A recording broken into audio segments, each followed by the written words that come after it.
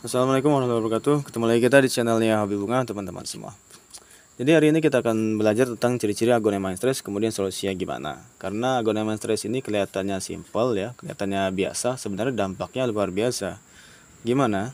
Karena dampak pertama, kalau untuk anakan itu bisa bikin anakan jadi kerdil. Itu teman-teman ya. Kemudian kalau dibiarin lama-lama dia bisa sakit dan bisa sampai mati. Itu.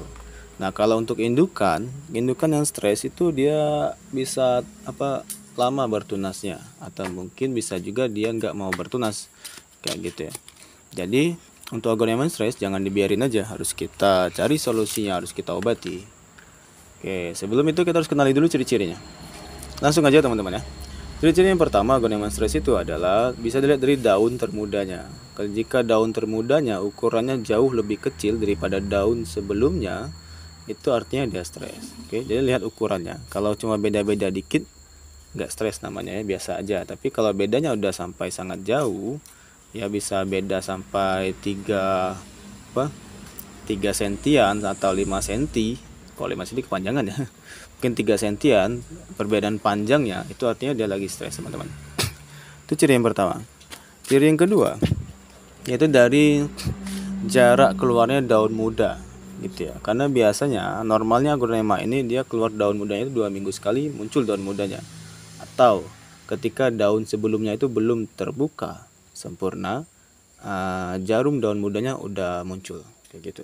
Tapi kalau jarak yang terlalu jauh, daun yang sebelumnya udah terbuka sempurna, kemudian jarum daun barunya belum juga muncul sampai 1 mingguan, itu artinya dia stres, teman-teman. Harus diobati itu. Kalau enggak nanti lama-lama kerdil ya. Kemudian yang ketiga. Yang ketiga bisa dilihat dari pertumbuhannya. Kalau pertumbuhannya melambat, karena daunnya tadi lambat keluarnya, otomatis pertumbuhannya juga melambat, teman-teman. Kalau pertumbuhannya melambat dibandingkan yang lain, artinya aglonema tersebut sedang stres. Oke, nah itu ciri-cirinya. Terus ngobatinnya gimana? Ngobatinnya selain kita pakai obat ya. Yang pertama harus kita tempatkan dulu di tempat yang benar-benar teduh.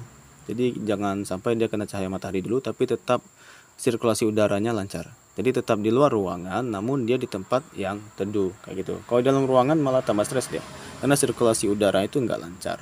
Gitu ya. Itu yang pertama. Yang kedua, seperti tadi saya bilang, kita tetap butuh obat ya.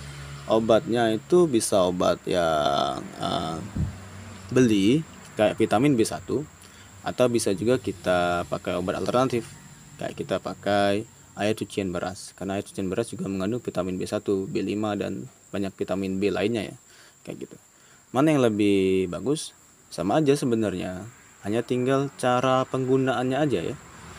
Yang pertama kalau dia masih anakan itu sedikit saja, paling 1 sampai 2 tetes kayak gitu, atau setengah tutup botol bagian dalam itu untuk 1 liter air bisa kita semprotkan dan kita siramkan langsung. Jadi jangan cuma disemprot tapi juga disiramkan, teman-teman. Dan itu kalau memang stresnya udah nampak jelas ya, harus kita lakukan 3 hari sekali, nggak apa-apa untuk penyiramannya. Dan untuk penyemprotannya bisa setiap hari sampai nanti dia menunjukkan tanda-tanda bahwa udah kembali sehat gitu ya. Jadi saya ulangi lagi, untuk penyemprotan vitamin B1 nya itu bisa setiap hari, untuk penyiramannya 3 hari sekali kalau menggunakan vitamin B1 yang beli. Nah, gimana kalau kita menggunakan vitamin B1 yang alternatif kayak air leri tadi ya, air cucian beras. Itu hanya bisa untuk penyiraman. Kalau penyemprotan nggak bisa. Kenapa nggak bisa?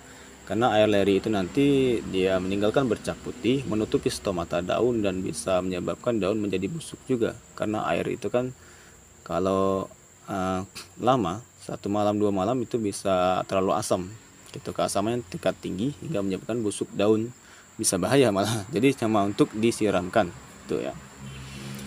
Kemudian selanjutnya, cara selanjutnya kalau udah kita pakai vitamin B1, setelah 1 minggu kita treatment kayak gitu ya, kita semprot vitamin B1 atau kita siramkan, setelah 1 minggu baru kita jemur dia perlahan di bawah terik matahari pagi. Dimulai dari 1 menit 2 menit, keesokannya baru naik lagi 3 menit 4 menit dan seterusnya, akhirnya sampai dia normal bisa kita jemur selama 1 jam kayak gitu, teman-teman. Dan dia akan kembali sehat dengan tanda-tanda daun mudanya menjadi lebih besar, lebih cerah warnanya kayak gini, cerah warnanya, dan pertumbuhannya juga lebih cepat. Oke teman-teman, Jadi silakan dicoba kalau teman-teman punya aglonema yang sedang menunjukkan gejala seperti tadi, stres ya. Semoga bermanfaat. Jangan lupa komentar di bawah dan jangan lupa klik tombol subscribe dan loncengnya. Ketemu lagi kita di video selanjutnya. Wassalamualaikum warahmatullahi wabarakatuh. Bye bye.